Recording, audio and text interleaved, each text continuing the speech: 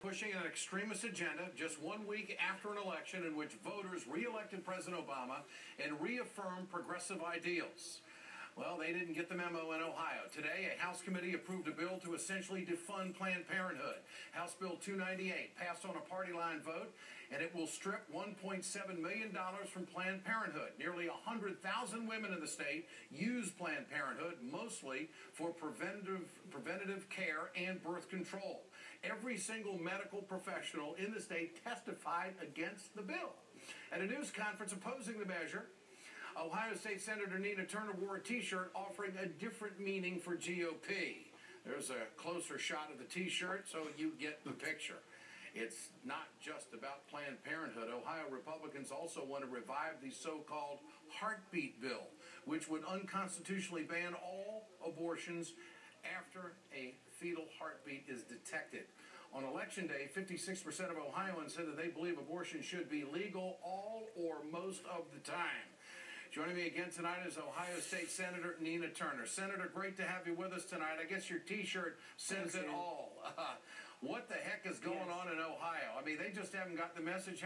Is this going to pass to defund Planned Parenthood? It will, Ed, unless God himself comes down here, and even that I'm not so sure. You know, the GOP will not be satisfied until women are barefoot, pregnant, and back home by 5 o'clock p.m. to cook dinner. And as one of my Twitter fans put, back in the binders. You know, it makes absolutely no sense. They don't want women to have any choices or any voices. This is not about whether somebody is pro-abortion or pro-choice. This is about whether or not women will have the preventative care services that they deserve and they need. This is about our sisters, our daughters, our mothers, our aunts, and an ideology that has gone absolutely wrong. And I've said it many times before. I am absolutely unequivocally convinced that the Republicans have lost their ever-loving minds. What about Governor Kasich? Is his hands on this too? Where does he stand?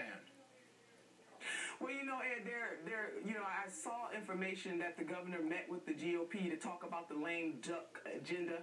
I'm not so sure whether or not they mentioned this to him or not. The fact of the matter is he does know now, and he has not said anything up until this point. But this is about an extremist agenda being pushed by the GOP legislature, namely in the Ohio House. And as you mentioned in your opening about the so-called heartbeat bill that would effectively make Roe v. Wade not the law of the land in the state of Ohio, which is unconstitutional. Yeah. And even if a woman is dying, she could not have an abortion in this state if it passes. It is not the heartbeat bill. It is the heartless bill. And we're sick and tired of men trying to make women second-class citizens in this state and in this nation. And I hope that all folks are outraged by this. And this is immoral to take services away from poor women, young women, African-American, Latino, Asian, you just name it. Women are not second-class citizens, and we are not extensions of children. We are grown women, and we know how to make decisions when it comes to our own bodies.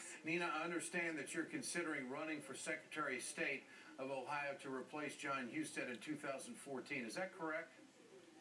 Well, I'm considering that, Ed. We will see. Let me make it through the lame duck session. But I tell you this, Ohioans need not only just state legislators who are going to stand up for their rights, but they also need to have a Secretary of State who understand that voting in this state has nothing to do with what your party affiliation is. It is a fundamental right, and it should be protected by the Secretary of State, not abridged. All right. State Senator Nina Turner, thanks for joining us tonight. Appreciate your time.